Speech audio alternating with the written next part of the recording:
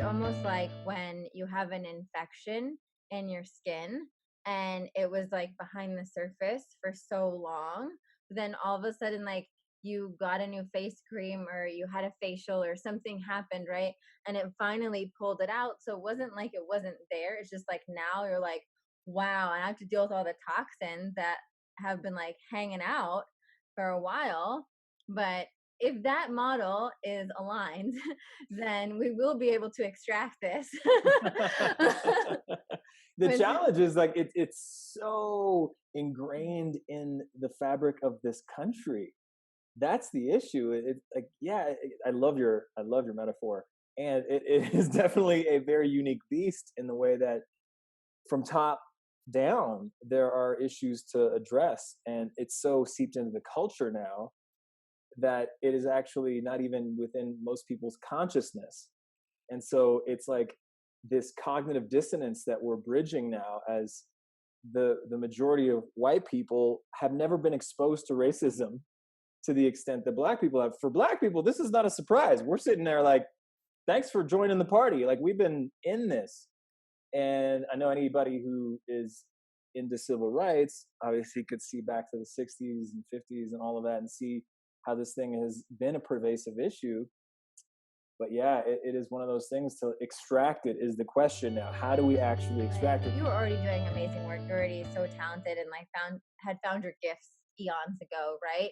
But I just really felt like it was almost like there was like a seed in you that with everything going on just like popped and was like boom, like this was something that you were meant to show up for in this lifetime in a really heart-centered, powerful way. And I'm just grateful that you're willing to talk to me on the podcast about it.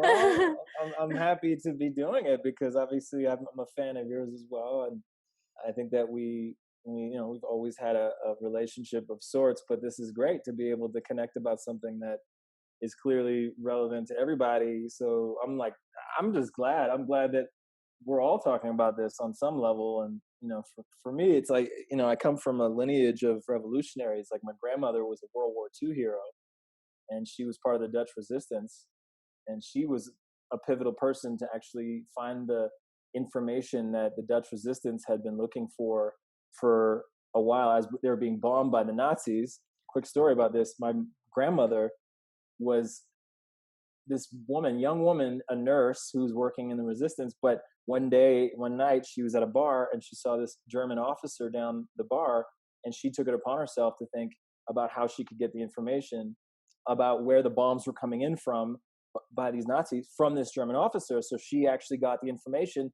from this German officer at this bar. Oh And my then God.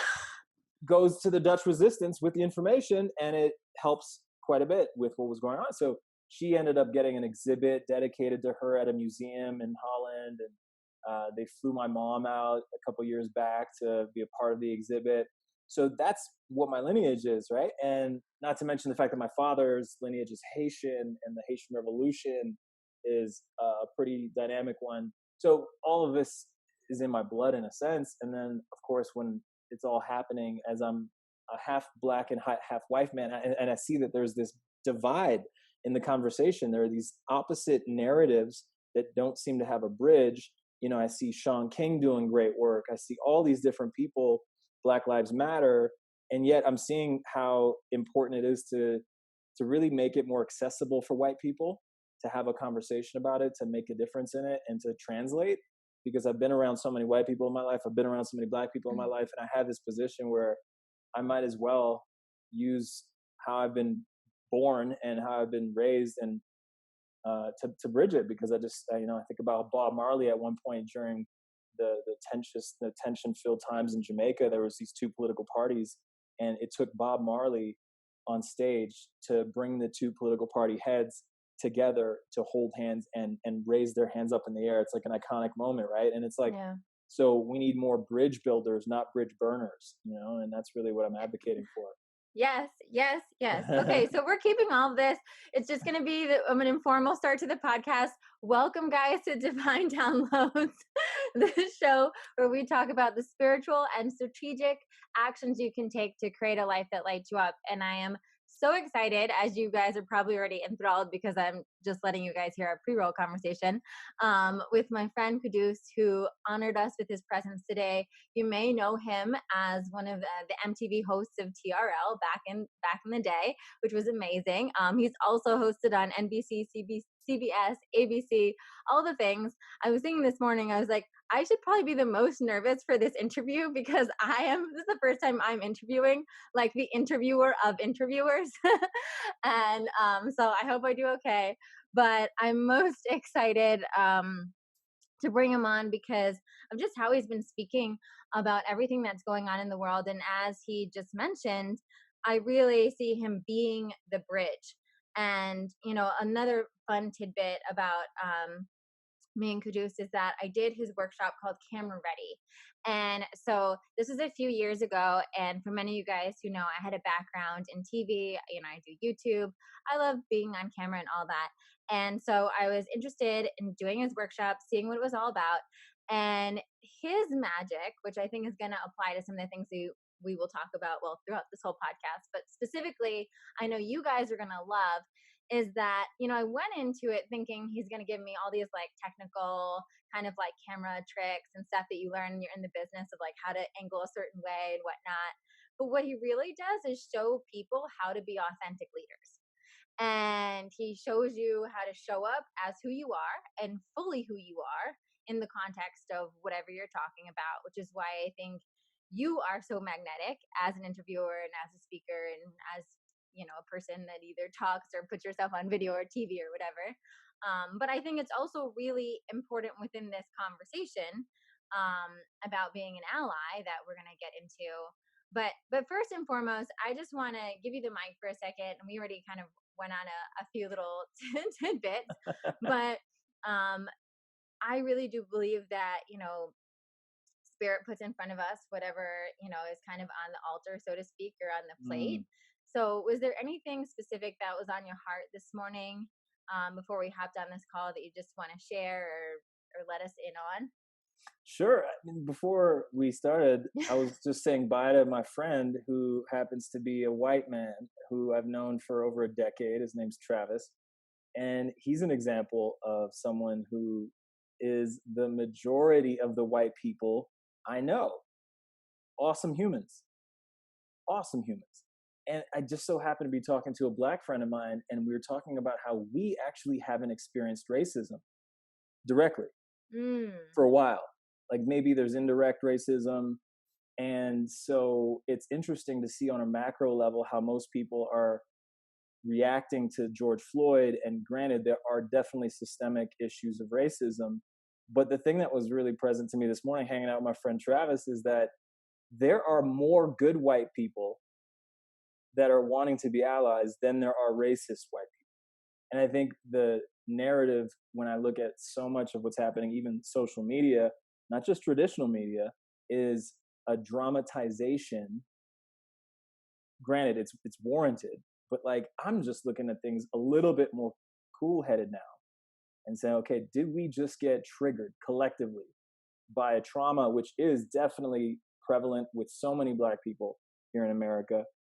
But did we allow ourselves to get triggered to the point where we actually escalated something and got now police officers worried about their jobs, good police officers? So it's such a layered thing. That's why I'm excited to unpack it with you, because I think that there's still a little bit of confusion, right? Like white people are thinking, God, who do I believe? I wasn't racist, but maybe there's something of a blind spot to discover. So it's just exciting to be in the conversation. I just love that you're curious about it, and everyone listening, watching, are really earnestly wanting to know, like, how can we make a difference? Well, that's really what struck me when I watched so everyone, you have to, on his Instagram is at QUDDUS. Like, Almost couldn't remember that one. It's a weird one. but I'm like trying to no, I'm just like slow when I'm trying to like see something and say it at the same time. But I'll tag him and everything, so you'll see. I'm sure you probably already seen him in my Instagram when this airs. But he has this conversation with your friend Devin, and I remember that was one of the first conversations that I loved what you were saying about being the bridge. and also about creating a low barrier to allyship, right? Because one of the reflections I was getting from my community, which I will say is primarily white, but does have people of color and Black people in it as well. And this is just also me talking to, I have two group programs running right now. I have one-on-one clients. So that's like the sector of people I'm like talking to, not just all these listeners and the people on my Instagram. And all of them, all of them were saying that they were feeling nervous about saying the wrong thing or supporting in the wrong way or posting. And we're talking even people of color were asking, and I was like, don't ask me. um because but and obviously my best answer to that is always, go within, go to your highest self, connect to your heart, post what's true in your heart. And if you post what's true in your heart, and from that space of, I like to think, our higher knowing, that I think that's going to be the most powerful thing you can post. And if you get some feedback on it, then you work with the feedback, right? But I loved what you said, because I do think that there were a lot of loud voices that, I had some people come to me saying, I feel I'm receiving a lot of messages that that white people are bad, right? That all white people are bad, right? And I'm having trouble processing, what I did. And this is a little bit of the blind spot, right? And also one realizing that it's not necessarily like you, Jane Smith, that we're saying is bad. It's a long lineage of problems. But I just, you can elaborate on that, but I just appreciate what you're doing and saying, hey, there are so many people right now, especially white people, but I just in general, I think there's a lot of people right now that maybe weren't as involved in this conversation before, that are now eyes open to it and saying, I want to be involved, I want to be used, I want to be a force of good, and then kind of feel Well, yeah, and I scared. think it's such a testament to how we are dealing with an emotional state right now, and it might be that for a while, but it's really kind of fresh in the way that we all saw what happened to George Floyd. So for Black people, it's a very triggering situation because it signifies so much. Like when I look at the expression on Derek Chauvin's face when he's got his knee on George's face, it's a look of impunity, and that is what the issue is, because it's a look of impunity because he knows the system is rigged in his favor. And so I look at that and I can actually make a distinction between Derek and the majority of the white people that I know. But some Black people are so triggered right now that we collapse all white people into Derek Chauvin. And it's a conflation of the issue, and it's understandable because when emotions are high, mindfulness and awareness are not as acute. And so it's like we need to navigate this knowing the 5 stages of grief, essentially, that we're all going through. Yes. Yeah. And how anger is a stage of grief, and I think that's been something that I've, personally, and also just talking to my clients, have tried to say, is that we need to allow the space for that grief and that anger that the Black community is moving through right now, because it is intense. And we need to take that minute and say, okay, like, this doesn't have to be about my feelings, right? This doesn't That's have to it. be personal. That's it. We can let them express whatever they need, however they need to express it. Yeah, and that's the thing. It's tricky to hold space in a container like Instagram Yeah. versus being in a room, because if we're in a room, we're seeing each other, and a Black person could see a white person's compassion as they're asking questions that may not be phrased exactly the way they'd like it to. But then again, in that state, is anything going to be phrased correctly? It's Yeah. just an issue. It's like it's flared up, the wound is open. You could put anything on the wound, even the greatest aloe on the wound, and the Black person's going to say that's not the right aloe. Yeah. It's not you who is asking the question, the white person that is leaning in and wanting to be a difference maker. It's the wound, and we got to look at the wound and really just give it time and give it uh, every bit of sensitivity that it warrants, because this is a long time coming. And it's a charged situation, but I think allyship that is genuine, that is caring, that is patient, that is thoughtful is going to make the difference right now, because it's the people who are white that are in power to pull the levers that will actually change this systemic oppression that we've been dealing with for the most Yeah. part.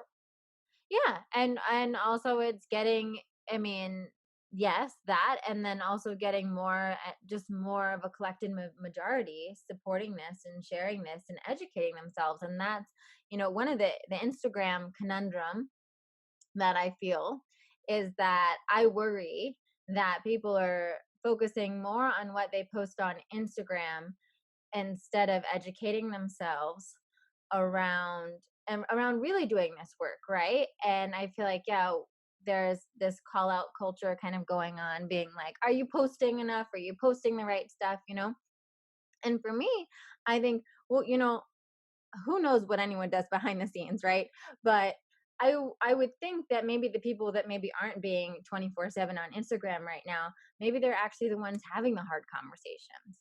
Maybe they are the ones, doing the reading and trying to hyper educate right now and figure out, okay, where were my blind spots? What was I doing wrong? How can I shift the way I was doing things in my company? And I can just say, for me, the days I've spent off Instagram have probably been more for this than the days that I'm on Instagram and trying to keep up with all of that stuff. Because I think, especially as white people, we have so much work to do in our backyard. We have so much work to do in our own backyards, and having these conversations. I mean, everyone has an ignorant family member. I'm sorry, at least one, right? That, and it, even if they're 70 or 85, right? This is the time you can have that conversation. And you being at least their family member has the highest chance of getting through to them and getting to their heart and, you know, taking care of that. But it is interesting. So what I'd like to know from you, what does allyship look like for you?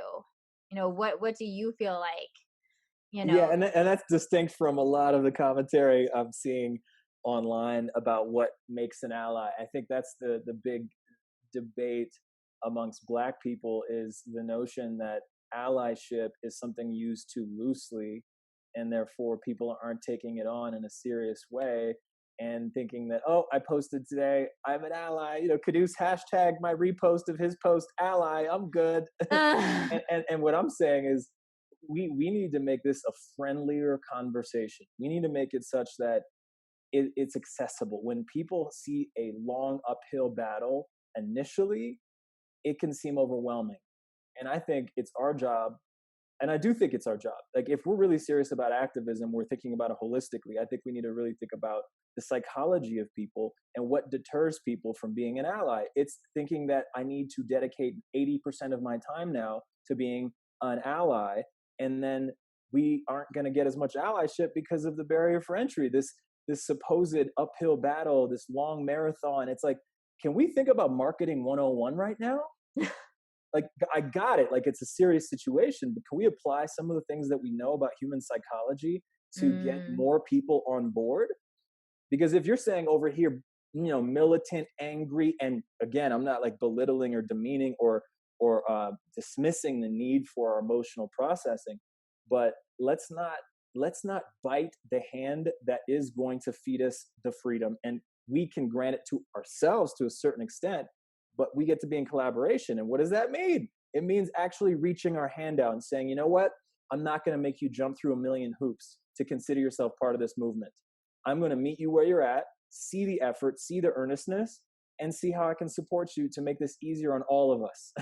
yeah, absolutely. Absolutely. And I think, one of the things I saw that I think is also an important element to that conversation, and echoes what you're saying, is that this is a marathon, not a sprint, right? We don't want, or, it's not as helpful to have a bunch of people that are going to be excited for 2 weeks and shout it from the rooftops.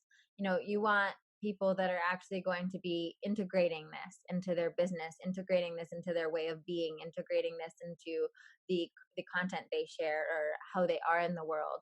And that takes more than just someone going really hard for 2 weeks, you Yeah, know? that's the classic case of how burnout happens, right? If we just completely obsess over this and don't think about the long game. And I mean, that's why I've been looking at my business. I was about to launch a very different type of program.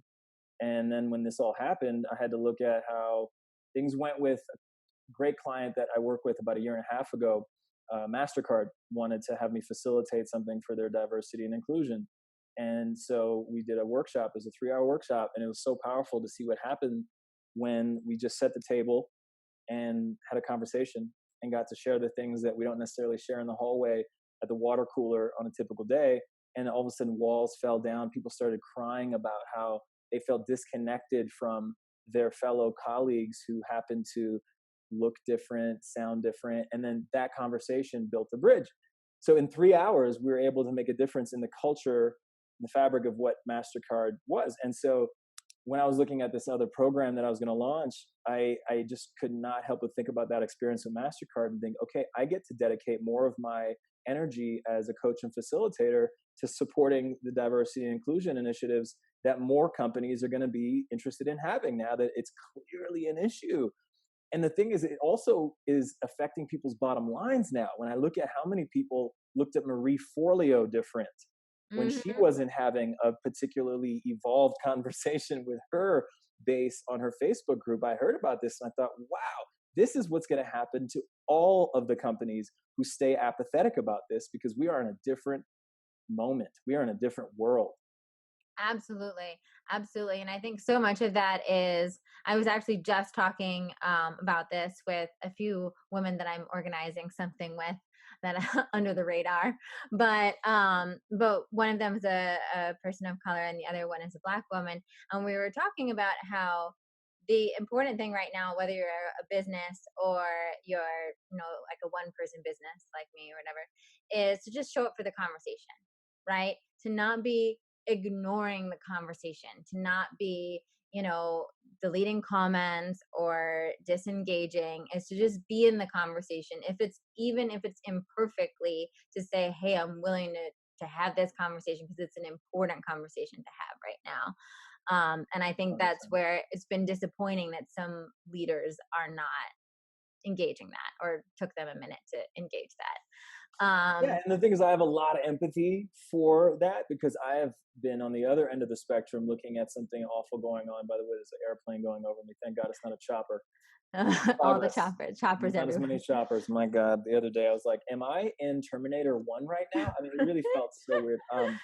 But I do have a lot of empathy for people like Marie Forleo and some other people who took a little while to get out of the gate and really get this. And I don't know whether Marie's issued an apology or a statement or anything since what was initially the uproar around her. But I think she's just an example of someone who actually probably means well, but just doesn't feel altogether comfortable in the conversation. And so that brings in the question of like, can we be uncomfortable and know that that's just part of the game? Like that is whenever there's new ground, you know this in working in self-development, it's like we always coach that the growth happens in discomfort because our comfort zone is what we've been in. It's the familiar and we can sit in that all day. But when we're actually expanding our comfort zone, that that period of time is going to be uncomfortable because it's not something we're familiar with. It's like us having that extra 10 push-ups in our workout and we got to like exert that effort. And some people are looking at that and saying, ooh, but that effort's also riddled with potential jabs and loss of followers or whatever we make up about it, right? But it just depends on what kind of conversation we've been having prior to this. If we've been in a conversation with our people that is a holistic one looking at the world, then pivoting slightly from the narrative around, self-development or be your best self or whatever to say, okay, being our best selves also includes caring about injustice and a genocide in our backyard. That makes a lot of sense. Now, people that are pivoting from not being really caring at all, that's going to be a steeper climb. Like that's going to look pretty off to our base if we've been so busy shelling gas or oil or whatever, and all of a sudden it's like, but we love black people, like record scratch, can we just hold up, like give on ramp, to caring please, like, so there's a lot of nuances in the conversation, and I think it's important to actually take one step at a time and not feel like just because one company comes out with a really great initiative that all of a sudden we need to scramble. I think it's important to be thoughtful and take our time, but also like read the room. Read the room. If your room is lit up in the comment section about this, don't be the person to like mute the voices that clearly need to be heard. Be the one that says, okay, great. Like, how about we start another group dedicated to this? So anybody who wants to have that conversation, go over there. Everybody wants to just focus on business, stay here, right? Like that, I would have consulted Marie Forleo about potentially redirecting the conversation if her vision for her group was just to keep it about business. I get that. I totally get that. But there's a way to handle it. And I think that's really what I'm excited about Ally Now and rolling this out, because I really want to provide resources for people who are fumbling right now. And they're good people. Like, I don't want to see people who are well-intended and just confused about how to go about this feel like they're on the outside looking in to the revolution versus being a part of it. Yeah. So tell us a little bit more about Ally Now, and then I have a question about leadership around that I want to get to as well after. Yeah. Well, I mean, Ally Now, it's as the title suggests, it's about really encouraging everyone who wants to be an ally to have a support system to be able to be the best ally they can be, and not have it feel like martyrdom, not have it feel like they're doing it alone. Have someone like me who's been in the conversation with activists and otherwise, to really be able to navigate the conversation, and not just the conversation but the action around it, so that it doesn't sacrifice our revenue, it doesn't sacrifice our quality of life, it actually enhances it, because it's actually at the core of it really our heart expanding, our care, our compassion being in action. And so yeah, it's a program, it's corporate training, it's branding consulting. I mean, it's a lot of like tactical systemic solution in the corporate America space for sure. I'm going to put a lot of focus on that, but also with the individual, I'm going to do group coaching programs to support individuals who are taking it upon themselves to be better allies. So it's got tiers to it, but that's like the sort of overview level of what we're doing with Ally Now. I love it. And I think it's so needed. And I think what you touched on before about the conversation we were having before this, and then how easy it was for you to transition. I think what we're seeing in this year alone, between everything that's happened this year, is that people care. People are looking for multidimensional leadership, whether it's from a business or a person. They don't want, I think the day of us having businesses in isolation or leadership in isolation, where I'm only going to talk about my organic lip gloss or whatever, it's like, okay, great, but why is it organic? That alone is an opinion, right? On something, right? So it's thinking in that way, and being able to say people are wanting to align with your values, whether you are a MasterCard. It's like someone that hears that about MasterCard, I'm going to say I definitely spend my money this way or allocate my energy this way. I'll be like, okay, well, I like that they're paying people like you to come in and do that work, right? That makes me feel better about that company, right? If I have to choose between MasterCard and another credit card, I might go with MasterCard right now, right? Being that I know that about them. And so I think we're going to start seeing that across the board, is that I, from the food conversation, which was like my first conversation, when I started my journey, I would always say we vote with our dollars, right? We vote with our attention. We vote, if you're buying from the organic farmer in Santa Monica, or you're wherever you're buying, right? You're voting with that money. And I think we're going to see that on a much more massive level right now. You're really voting your values with your dollar and where you're spending your time.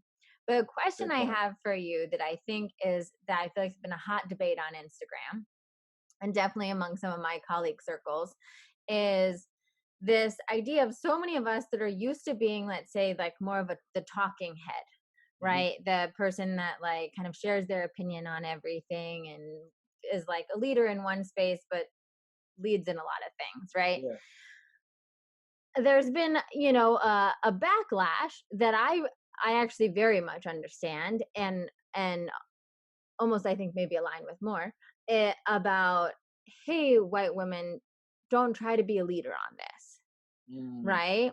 Like, leave it to, and I felt this when everything first started, kind of going down, and I saw some of my colleagues kind of, step up and, you know, lead through this, right? mhm. And then for me, I was feeling a little mm, unaligned with that, because I was like, no, let me repost someone that is a leader in this, right? Let me try to share someone's work who is a leader, well, obviously, like, directing people towards them and whatnot, to say, these people have been doing this work for years, and yes, I can go up and, on my moral compass and whatnot, but I think that's a finessing thing that a lot of people are thinking about right now is, you know is it is this something that we should try to lead on, or is being a leader in this situation turning the mic over to people who are leaders in this I think situation? it's both. I think it's both. And it's kind of like as simple as the see something, say something. Mm. You know, you Mm. see those little ads in the subway system now, and these ads for that, because it really is that simple. It's an injustice. I think if this was a complicated crime, if this had all these different aspects of it that were investigative in nature to really get to the bottom of, that'd be one thing, right? But this is a glaring case of killing, a lynching in broad Yeah. daylight by a cop, and then looking at what contributed to that. I mean, it was not an isolated incident. This is years of a culture, years of America. So I think it's just a matter of everybody being where they are in it, admitting if they're not an expert. I mean, I find that to be a big alleviator of tension and anxiety around having this conversation. If we front load it by saying, listen, I don't know a lot about this, but here's what I know. I just saw Yeah. injustice and I want Yeah. to talk about it.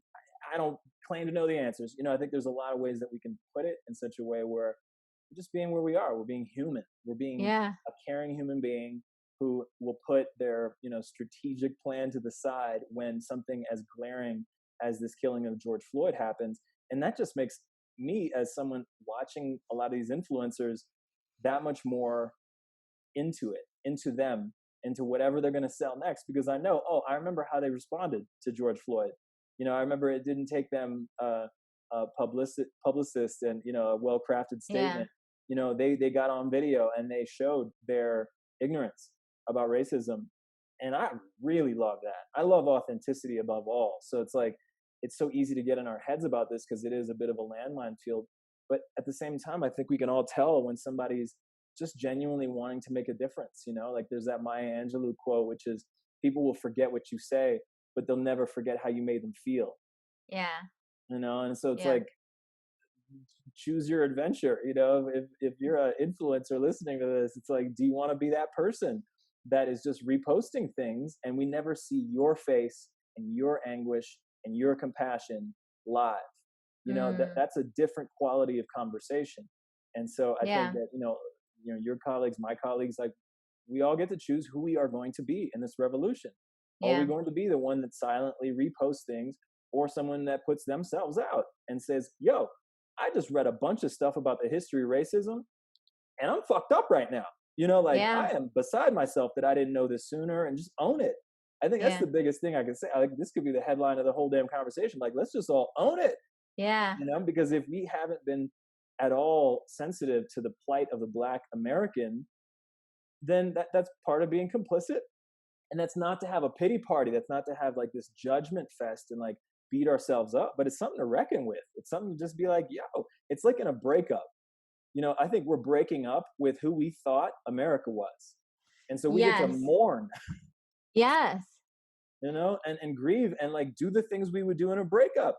Like, am I going to stay lingering in that kind of dynamic, or am I going to rise up in a whole new space and time and say, I am willing to be in this conversation. I'm willing to be shoulder to shoulder with my Black brothers and sisters because I didn't do that for a long time. And now I'm going Yeah. to do it because now I know what I know. Yeah. Absolutely. Breaking up with what we thought America was, and also breaking up and grieving parts of us that we thought we were, right?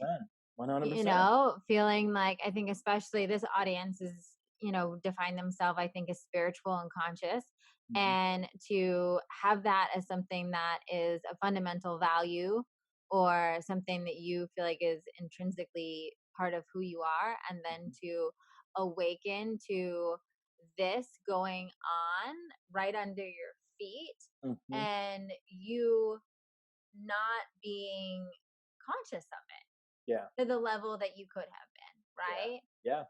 Yeah. And that's just it. We all have our blind spots in life. And here's a big blind spot for a lot of white people being revealed. And there is some shame involved. There is some potential blame, which is not productive, but it's happening. And it's this Yeah. byproduct of what we were talking about. Like when emotions are high, sometimes we don't know how to have emotional intelligence in real time in a way that translates. And that's really why, like, I'm pumped about really simplifying this process of being an ally. And my team and I, we've worked on a really simple 4-step formula for being an authentic ally, which is inventory, really looking at our side of the street, and looking at all of the different conversations happening around us, taking inventory about what resonates, what seems like a fact versus a belief, right? Really looking around and taking that inventory. And then we can actually start to look at how we have been in the matter and change our identity in response. Like if I have not identified as a revolutionary, an activist, someone who's a global citizen, someone who's a really compassionate ally, well, those are things that we could start to identify with. It's not like there is something that is holding us back from changing who we thought we were, right? But ourselves, but the comfort zone that Yeah. was within being a white American, not connected to the plight of the Black American. So, in a lot of ways, it's really an expansion. It's an expansion opportunity, you know? Absolutely. And we get to choose, you know, we get to choose that now, and we get to not let the past Hmm. be a reason to keep us out of that, right? We Yeah. see that in like so many parts of self-development in life. It's like, yeah, we've all probably done things on all different parts of our lives, right? That we wouldn't do again, that we didn't think was great, or we didn't like a certain part of ourselves at a certain time in our life, right? Yeah. And if we stayed in that so long, it would distract us from the energy that we can put into the present of who we get to be today, how we get to show up today, how we get to use our powers for good today, right? And so allowing that to fuel you, and if anything, make you more energized and aggressive in this conversation now, instead of, you know, allowing that time. It's a grieving process, but it's also really, it's interesting because I talk a lot about astrology, and we just had a massive eclipse just a week ago, that literally the whole eclipse was about releasing old belief systems that don't serve us, right? And so it was like, we are doing this on every level, right? Like, this is time. Like, the time is now. These belief systems, both collectively and personally, are ready to be extracted from our consciousness. And with anything, whether it's racism or it's you not believing you're good enough, right? We need to accept it. We need to see it. We need to see it for what it is, and say, oh wow, okay, that's how it got there. That's how it's affected my actions for whatnot. And I'm leaving it, right? I'm deciding to stop it. And then I'm gonna make a game plan Yeah. for Yeah, moving totally. forward. Well, and then you just touched on something from a spiritual perspective. We're going through a dark night of the soul. Yes. And if you've been through a dark night of the soul like I have, the only way out is through. Yep. And so it's like we can stop with the weaseling out of what is. What is it's definitely time. It is definitely time. And on the other side of it is potentially the age of Aquarius, but it's gonna take a little work for us all to get there in earnest and really feel like we've earned whatever it is that's coming to us. Because I mean, there are a lot of things to be discouraged about, but there's a lot of things to be encouraged about. And I think that's really where we get to put our energy. Like you said, like, the emphasis can be on moving forward. What do I do now? Okay, so I haven't been active in this conversation. So what? Now what? That's really Yeah. what I like to say whenever I feel some sort of regret. I mean, that's how I've been able to show up for this, because I haven't been nearly as vocal about racism up until now. I can definitely look at my side of the street, take inventory, and say, wow, I have not owned where racism has shown up in my life through me. You know, prejudice is it's a dynamic thing that I think everyone has to some extent. Like, even the most holy among us have prejudice because we're all so subjected to this conditioning, you know, these marketing campaigns that are clearly informed by, uh, you know, a bit of that white elite thing where it's like the blonde haired, blue eyed, skinny white girl has been the standard of beauty for a long time, for example. And I was recently confronted about how, you know, when I look at my history of dating, like I have a preference for white women who look like that. So then I had to look and examine myself and say, okay, wow, like, is that on some level racism? You know, and that's where I get into the nuance of like, well, what is racism? Because if I have a preference as distinct from prejudice, where is the line there, right? Yeah. And then okay, so I get to look deeper and say, okay, well, what makes up my preference? You know, have I been conditioned?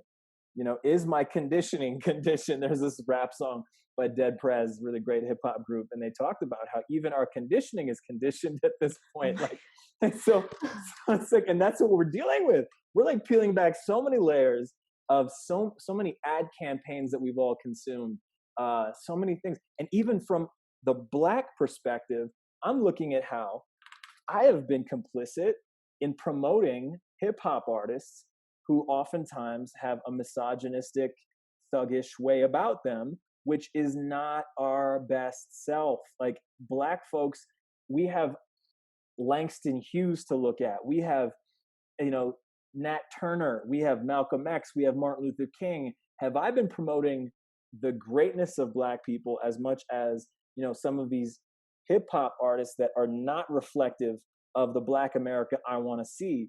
No, I have not been that rigorous. I've been in the zeitgeist of pop culture for 20 years on some level. You know, MTV, I remember interviewing artists promoting videos that were not reflective of the kind of Black America, the kind of America that I want to see. And yet I went ahead with it, you know? And so it's like, that's the kind of cleanup we each get to do. It's like we get to look at, okay, where did I have a bit of racism at play, or perpetuated the racism and the perceptions that are very limited about Black people in America. And so yeah, there's some work to do.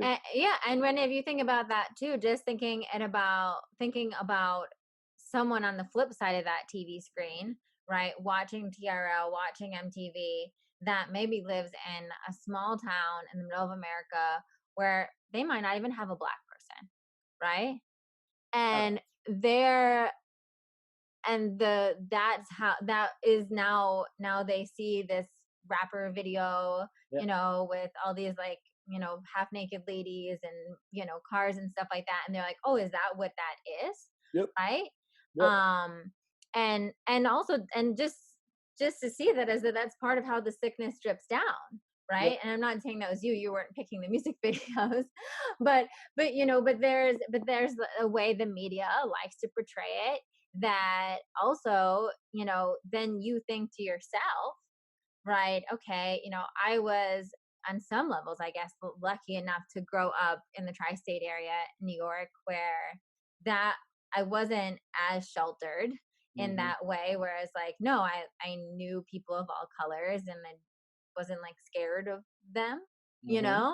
because it was just what was around. That was what it was. You go to New York, you sit at a restaurant, like, but that's not all of our country, you Yeah. know but I think it's so interesting just to take a look at that, and just to see, okay, look at all the different ways that, like, I took this one instance and Mm-hmm, made it mean all these things about this whole group of people, mm-hmm, right? mm-hmm. And how has that now been affecting the way and for me, I think a lot of what my inventory has been is that I haven't, because I didn't realize, because I assumed I was anti-racist Mm, as a baseline, I wasn't actively diversifying things in my business. I mm, wasn't, because for me, I was like, well, my mentor is a black woman, right? mm, I adore Allison Bird. She's amazing, right? And I have black friends, and I have people of color friends. And so for me, I was like, oh, I don't necessarily have to consciously bring them into my platform or bring them into, you know, or how am I going to, when I promote a program, how do I make sure everyone feels inclusive? I wasn't necessarily even going to that. I wasn't going to that length Mm. because for me, I didn't think I was excluding anyone, Mhm. right? Mhm. And then once again, realizing that I remember I went to visit refugee camps in Greece and Berlin. So it was Lesbos, Greece, and then Berlin, Germany this Mm. past summer. And we had to do a lot of psychological training before we went in. And one of the things we learned about was about our biases, right? And microaggressions. And a lot of just the psychology behind people in a group. If you leave people in a group and you just leave them in a room, they'll find people that look like them and stay with the people that look like them, right? And that in and of itself is something, especially as white people, we need to be conscious of being bridges, right? And not being like, oh, we're just gonna assume, because other people might not feel comfortable stepping up to our group, just like we might not feel comfortable stepping up to their group, right? And it's all of our jobs, especially right now. If you're All of us, I like to say all of us are the media, because we all have social media and we all have things right now. So we all get to be bridges. Yeah, and it might feel a little awkward for a while. It might feel like we're faking it until we make it, but that's what's required. It's just part of the game. It's going to be a little weird, and we might have a little bit of that discomfort, but I think that what's on the other side is an inclusive society. Like when I look at Toronto, for example, where I'm from in Canada, and it's such a great example of how diversity is actually an integrated thing. Like there's not these sectors. Like when I look at New York City, for a long time, Harlem was all black, downtown primarily white. You go to certain pockets, there would be diversity, but then most people would just kind of retreat back to their neighborhoods, and their neighborhoods were very indicative of how there was still a divide in this country.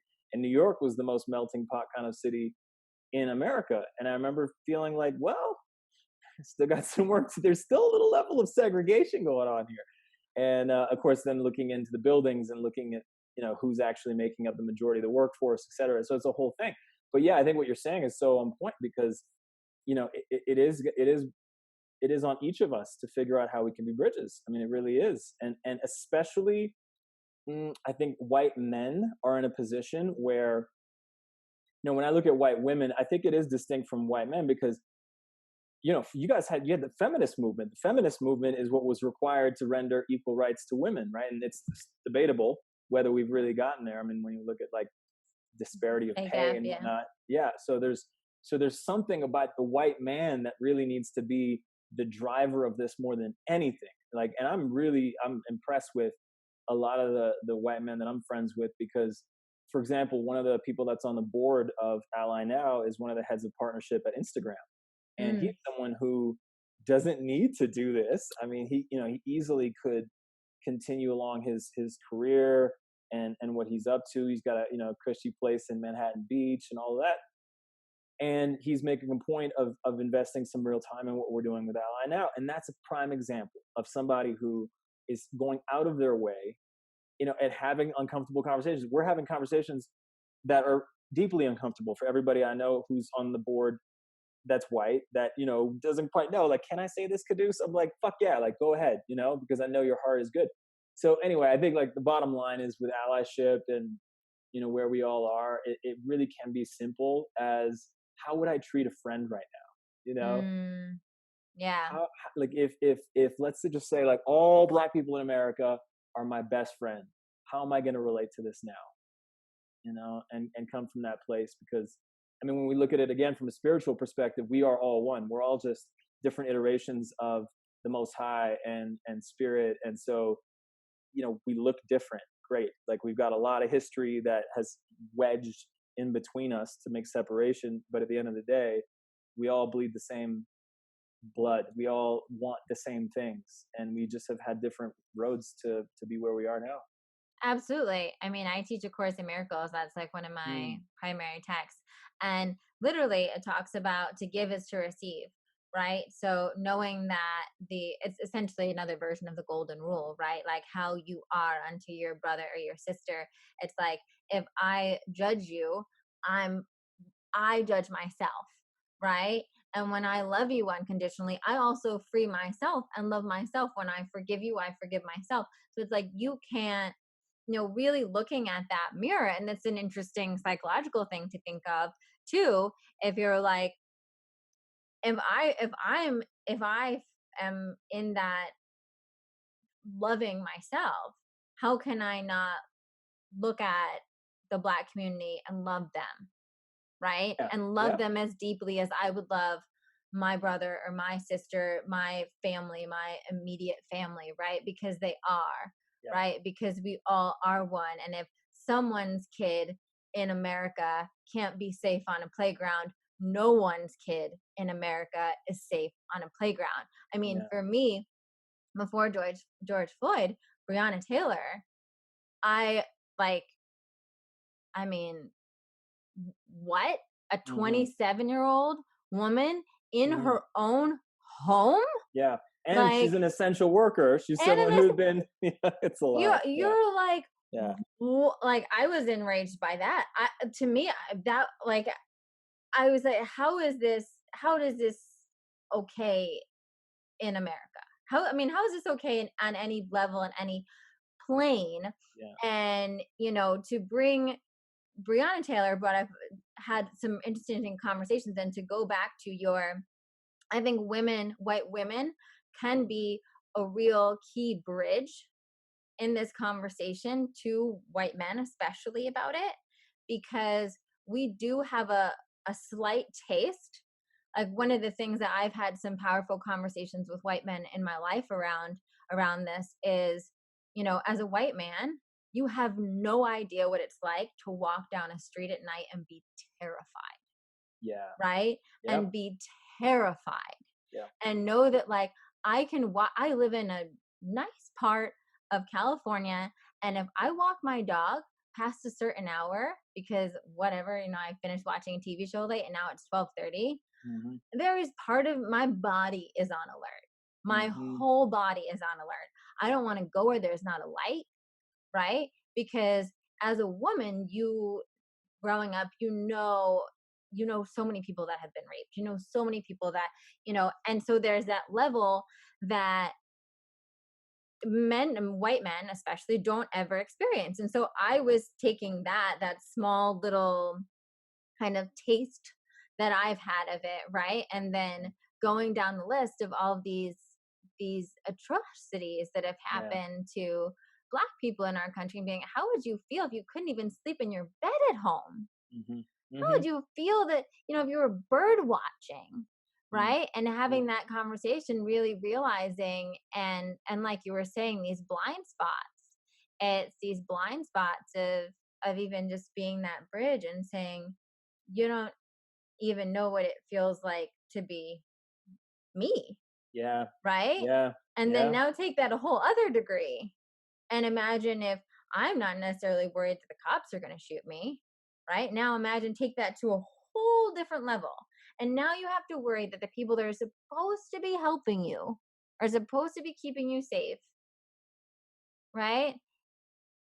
Yeah. It's really wild. And that really does put into perspective, because if we actually, from a system, like let's talk about the internal system of a human being, if we can't ever get to that point where we are at a baseline level operating without fight or flight, without stress, we're at an inherent disadvantage. And so we're dealing with like a collective trauma that has never gone through therapy. Yeah. We've actually just had our wounding completely triggered. And so we're in a really tricky time, and it's a great opportunity. It is an opening like I've never seen before in my lifetime for some real change to happen, because everyone knows about it now. There's no denying it. That's why I'm like, I just thank God for George Floyd. I thank God for Breonna Taylor. Like, I think of them as martyrs, and what Yeah. happens with martyrdom is that yes, there's the loss of life. I mean, I'm named after a martyr. Quddus is a martyr, and so we have these martyrs in our history to indicate and allow for uprisings. You know, it's Yeah. like not until we hit rock bottom that we go to AA, Yeah. and now we're all Abs- going to AA. we are, yeah, exactly. Collective rock bottom, and we finally sobered up to see the problem.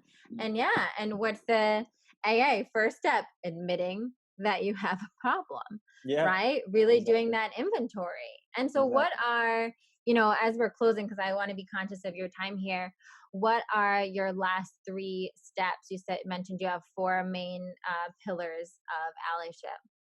Yeah, well, I'd say once the inventory is complete and we really own our side of the street, and really look, I think that there's the obvious, which is I told Shaquanda in grade 5 that she was ugly, and I based that because of some racist things that whatever. There's that, right? Obvious.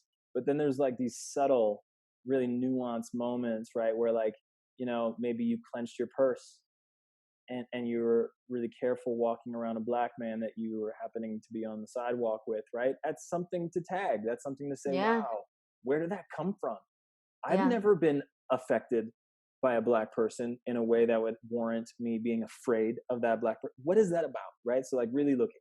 So once the inventory is complete, then we can actually reform our identity around a new awareness, right? It's like anything that is at a transformational level, I think really does warrant a re-examination of who we've made ourselves up to be. Like, mm, I know I've done that work in the way that I haven't necessarily considered myself a revolutionary activist. I've hung around with a lot of them. Some of my best friends are. They have organizations in Sierra Leone that literally save people's lives. I haven't done that frontlines work. So I have been actually in a re identification as someone who cares enough to be a revolutionary.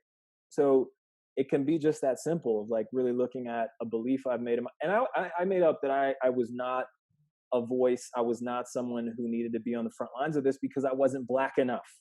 That's what I've mm, made up, right? Like, who am I to talk about this because I'm light skinned? I have some privilege as a result of that and the fact that I've been on television most of my life. Like, these are real things that have had bubble effect around me.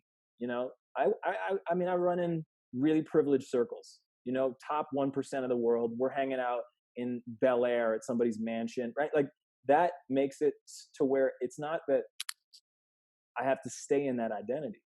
You know, yeah, I don't need to limit myself to that. I can look at what's happening with my brothers and sisters and connect and empathize and then turn myself into someone who is a voice. So that's the re-identification, the identity phase. So that's an inventory leading to a different identity, then leading to a different intention. So like if your intention was to be part of the conversation, not necessarily move the conversation, not shape the narrative, maybe that can be a shift in your intention. Like, let me not just keep up with this conversation. Let me actually guide it. Let me be intentional. And to be intentional sometimes means to be intention.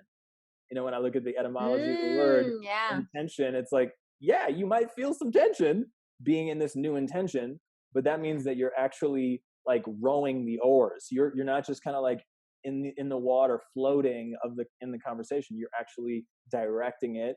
And yeah, it's a dynamic place to be, but yeah. it's great. It's a great tension to feel because that means that like the muscle of your heart is probably getting bigger. I love that. I love that when you're feeling that uncomfortability, when you're feeling that tension. And also, having an intention is also, having I feel like a stronger stance and a stronger, like really like aiming your arrow towards something. And like you said, it's not just about saying, oh, this, yeah, this is bad or I'm going to support this. It's saying like, no, I have a stance on this and I have a clear intention on what I want to do with this work or what I want to use, my platform for. Yeah, and then the 4 stages really impact. And what I mean by that is very tangible action, very tactical, and that can actually be qualified at the end of the day, you know? And so that's where it's boots on the ground. It's real. It's like, okay, so what did you donate to what organization? And what's the follow through up? Like, are you actually tracking where your money is going? Are you actually following up. And it doesn't need to be money. It can be energy. You can volunteer. You can, make a point of putting a Black Lives Matter sign in your window. I mean, I was just walking down the street here in Denver yesterday, and I saw 5 Black Lives Matter signs in people's windows on my way to the park. That helps the morale. Yeah. That helps me. That encourages me to know, like, I'm surrounded by people that care enough to actually put this in their window. So that's an action. It doesn't need to be that you donate, thousands of dollars that would put you in debt and be irresponsible. There's so many ways to make that impact. But those are the 4 things. Mm-hmm. I love that. I love that. And I think it's so, that those 4 in that order also help. By the time you get to impact, you have clarity on that impact that's aligning with you, and you're in a different space because you've actually like done all that work. You've taken a look at it. Mm-hmm. And I think that that's also a great, I love that you mentioned about the signs in the window, because, every little bit helps, Yeah. and I think sometimes it's so easy right now in the world we live in to look at kind of people that you feel like are bigger, have more influence than you, or celebrities, and say, well, who cares about little old me, right? But the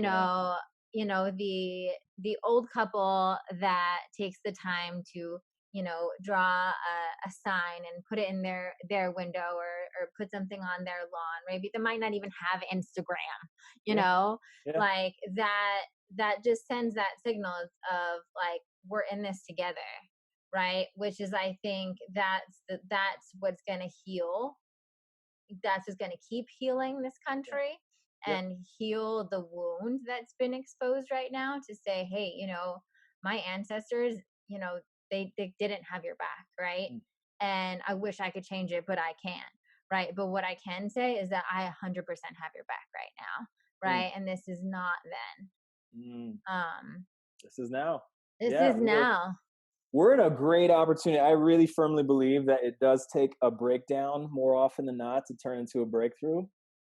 And we're Yeah. at the precipice of the biggest breakthrough we've had in a long time here in America. Yeah. And that's exciting. Yeah. That's exciting. I think there is some real hope now that the younger generation will get to grow up in a different experience. Mm-hmm. Mm-hmm. And to, like you said, like, this is the revolution.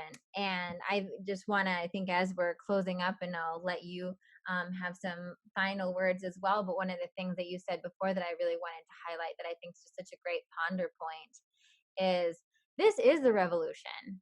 Mm-hmm. What are you gonna, like, where do you want to be in it? What kind of person do you want to be? What kind of leader do you want to be? And what I think to myself is, I don't have any kids yet, but maybe I will someday. And I think, what do I want to tell them when they learn about this in school and say, mommy, what were you doing during this, right? Mommy, Mm-hmm. how did you help? And I think that is a question we all get to ask ourselves, is like, who am I going to be in the face of this revolution, and how am I going to be able to speak about this with my grandson? And I love what you said too about like our unique contribution to this, because I do think that, and this is the note I'll end on, is that I think we all have a part to play, and we all get to identify what that lane is, and not feel some sense of FOMO about what Sean King is doing. Like, sometimes I think about that. I'm like, man, Sean King is really, like, man, he is whipping the shit out of my Instagram right now, but like, that's not the game. Like, the game is Sean plays that part, and I am the bridge for the allies, and Absolutely. and that's okay. And like, so, and then someone listening might say, well, Quddus, you've got a strong following that really, and I don't have that. Well, okay, what is your lane then? Where can you be a contribution? Maybe you can come support Ally Now, be a social media manager for the Ally Now Instagram, for example. We're looking for that, right? So it's like, there's so many different ways to make a contribution. So find a lane that feels authentic and run with it. Yes, I think that's so important. Such a powerful thing to end with, because I do agree. It's like, if you're a part of a system right now, if you're working in any capacity, there's a conversation to be had. You can be the person that brings that conversation to the table. You can be that person that says, you can be any person in an organization and go to your HR director and say, hey, do we have a diversity program? Mm-hmm. Right? Because I feel like we need it, right? Mm-hmm. That, like, where's our company? You can be the change, and know that that is just as important, Yeah. Yep. as someone that has a social media following, right? 100%. 100%. You know, 100%. it's so important to know that it's you actually living it, Yep. living it and doing it in your life and not just necessarily posting about it. You can post about it, that's great, but Yep. then live it. Yep. Do it. Prime um example. Prime example of what you're talking about. I had someone who I used to date back in the day. It's been 15 years since I heard from her. She saw what I was posting this week about Ally Now. She reached out. She said, "Listen, I'm having a conversation with my team internally, and one of our biggest clients is Neutrogena, and I would like to bridge to be able to figure out how we can have you come in, work with our team, work with Neutrogena." And then I had another call from Lululemon, and now they're talking about bringing me in to lead their diversity initiatives. So it's like amazing what can happen when we actually own our own level of influence and leadership, no matter where we are. And so that's what's so powerful. Absolutely. Yeah. And it's like those women or those friends of yours that, I mean, that they were the bridges in that situation, Mm-hmm. right? You Mm-hmm. could you could work in any capacity, like I said, for the Neutrogena or for the client that works for Neutrogena, right? Mm-hmm. And because you were brave enough, courageous enough to just have some conversations about it, to be that person that says, I'm not going to wait for someone else on my team to talk Mm-hmm. about this or someone Mm-hmm. else in my corporation to bring this up. I'm not going Mm-hmm. to wait for the CEO to figure this out. I'm going to go do it. Right? That's Yep. what we need right now. And that is being a revolutionary. 100%. 100%. And that's really it. It's like how we each have such a capacity to make a difference. I think about Edward Snowden, right? Like Mm. Edward Snowden, like before he did what he did anybody look at that guy as a hero? No, he was just like nerding out with his like whatever he did. And then he stepped out on faith and conviction and did what he did. And now the world will never be the same. And each of us has that capacity. Yep. Absolutely. We each have that capacity. And that for me, I think is you living in highest alignment of your soul, Mm-hmm. right? Because Big time. when we're connected to that, we are connected to that divine love. We're connected to that part of ourselves that truly sees everyone as our brothers and our sisters. Yep. And if we are connected to that, there's no way you could stand for anything less Mm-hmm. than making a difference right now, anything less than fighting for equality, Mm-hmm. right? Oh, And and oh, by the way, you sharing this is bringing up something else I want to share because I know you have a lot of people that are here for the divine download, right? Like the spiritual perspective on this. And I yeah, do feel like we are spiritual beings having a human experience, and there's nothing more human than being a fight for justice. absolutely. It's Yeah. just like it's the application of spirituality. It is. Well, that's so true. And that's why I think that's the big part of the spiritual conversation, that it's like, how can you have a spiritual conversation and not fight for justice and not want justice, right? Yep. Because this is, to go back to A Course in Miracles, we talk about how essentially our true nature is love, is that oneness consciousness, right? Mm-hmm. We come here to earth, not so much the consciousness here, right? Yeah. And we're seeing a great display of that, right? That our I like to vision us as we're like these divine oneness carriers, right? Come to earth, realize, okay, look around, here's a fear-based consciousness, here's a consciousness of separation. And part of our mission here as miracle workers, or whatever you want to call yourself, souls, um, is to help bring that divine consciousness on earth.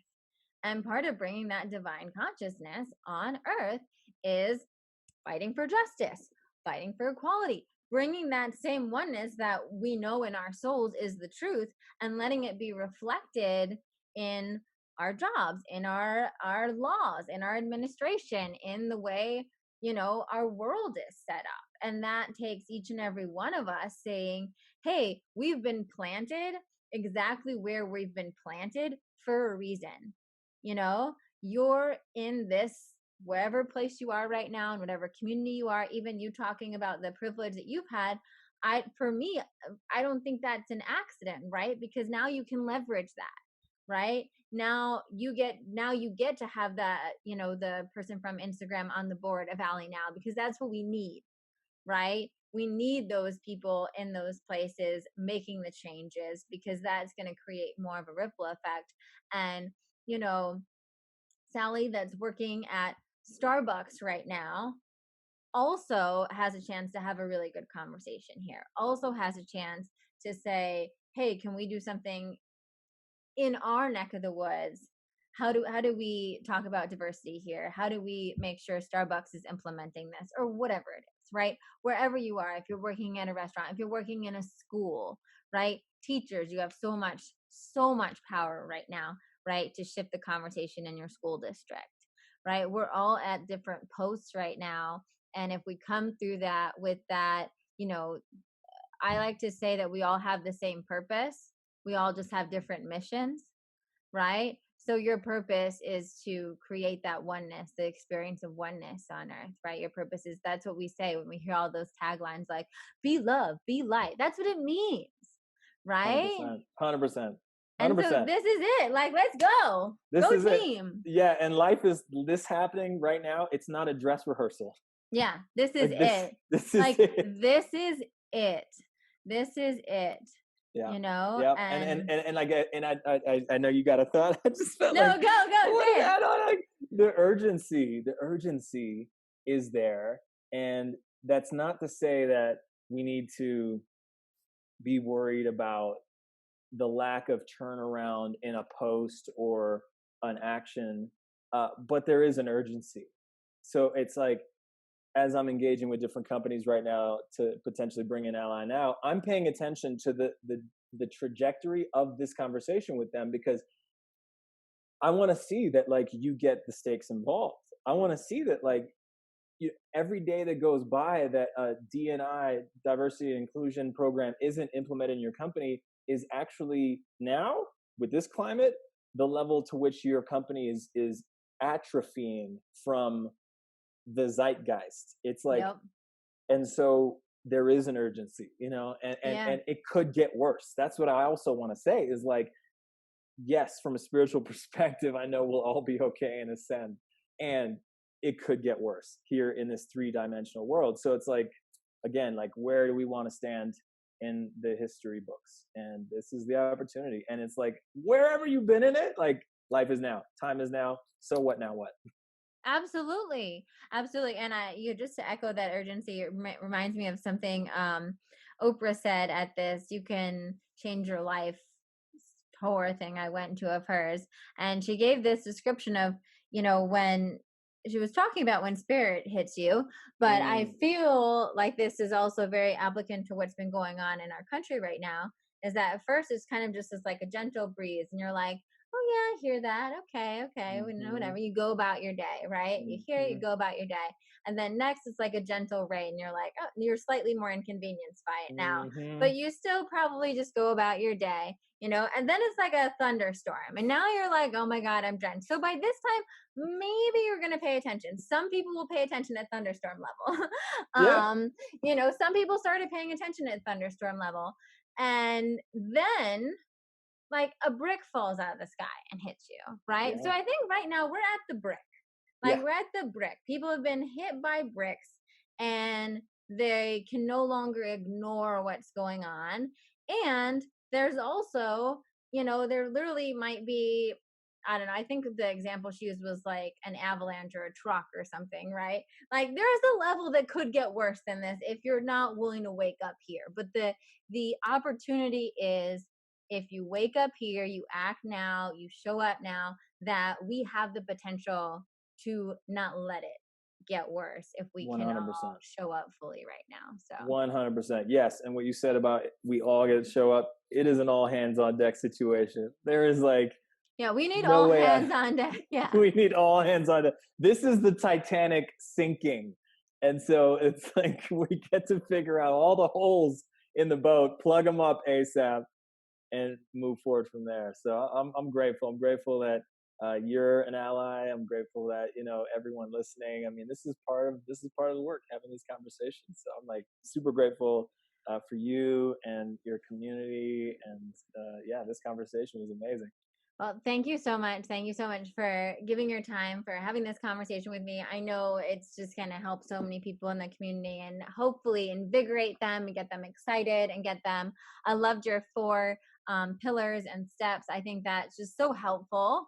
I know. And if you guys need to go back and re listen to that, re listen to it, follow Quddus. I'm going to put all the links below. Check out Ally Now. If you're working in a corporation, if you're working in any business, or you have a partner or a friend that is, this is a great tool to start, right? This is an easy way, a really easy way for you to be the bridge, right? For Mm-hmm. you to say, hey, okay, I know someone that knows how to do this work and that can help our whole team do this work. Let's do it. Let's show up for it now. And if you're watching this and you're just a budding entrepreneur or someone that wants to step in to being a leader, you can use those same four steps to really take a look at yourself and get into the conversation.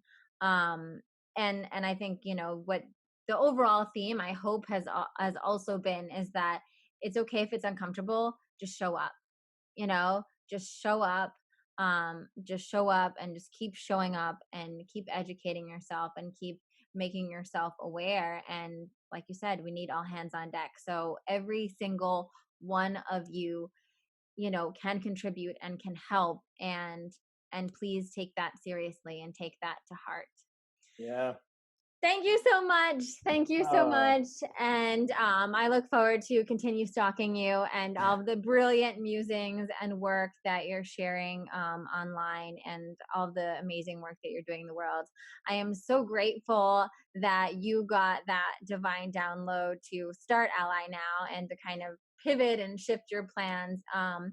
Because that is just it's such a beautiful conversation that you're able to facilitate, and you're just going to create massive impact in the world and this beautiful ripple effect with the mm, work you're doing inside of companies and just publicly. So thank you so much. Love thank you. you. You're amazing. Oh, love you too. Love you too. Appreciate you so much. All right, have a great day, and well, as great of a day as you can these days. Yeah, we can have a great day. We can Sure. still have a great day. We're Because we're gonna in the solution. This is the point. Like when we get into the solution, it feels great because at least we're working towards, I never feel an ounce of heaviness now because I am firmly in it and like yes. in action. I'm just like, great. Okay. Yes, the world might be crumbling around us, but I'm doing something about it. And that's the Yes, best I can do. And that feels great. absolutely. That's the place of power, Yeah. right? Being in the present, being in action, and actively creating the future that you want to see. Yep. Like, what is That's the it. future I want to see? How can I? How many questions am I going to give you guys to think about? Right? What is the future you want to see, and how can you move your feet to do that today? Right? What things can you take to do? Well, Um, the one thing we can do, share this episode out. Yeah, Look, yeah. Yes. This episode, my hope for a lot of you guys is also that my undercover intention with this also is because I hope this episode and the heart-centeredness of it as something that you can share with people in your life that maybe you want to get into this conversation but have been having a tricky time having that conversation.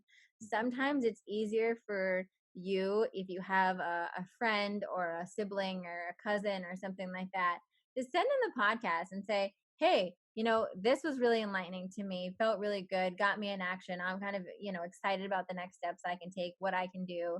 Give it a listen, right? And then this way, that person in your life is not necessarily feeling like you're lecturing them on something and they can still receive it. So please utilize this as a tool. Share it. Feel free to share it wherever and let us know. Tag us if you're sharing it on Instagram or you want to share your feedback or what ahas you're having from it. I'm sure we both would love to see that and engage with you. So yeah, that's great. I think I would love to promise that anyone who is resonating with this can think of like one or two takeaways that they can repost with. I will definitely repost everything I see on Instagram about that because I think, yeah, like we have a long conversation here and there's takeaways and there's this whole other follow up. And so that's what it means to be an ally too. It's like whenever I consume something that helps me, it's thinking, okay, how can I actually amplify that? How can I fan the flames of that? If I'm not having that public conversation, let me get behind that at least, you know? I love that. And I think that that's a great thing we can all do is Hmm. amplify the conversations that, and I think that's, that is part of being an ally, just amplifying those conversations so that more people can hear them, Yep. and the That's it. people in our lives can hear them. That's So it. thank you so much. Thank you Yeah. so much. And thank you all for listening. And if you like this, subscribe. And like I said, all the links are below so you can find both of us. You can shout us out. And we look forward to hearing your feedback and your ahas on the episode. Mhm. Bye.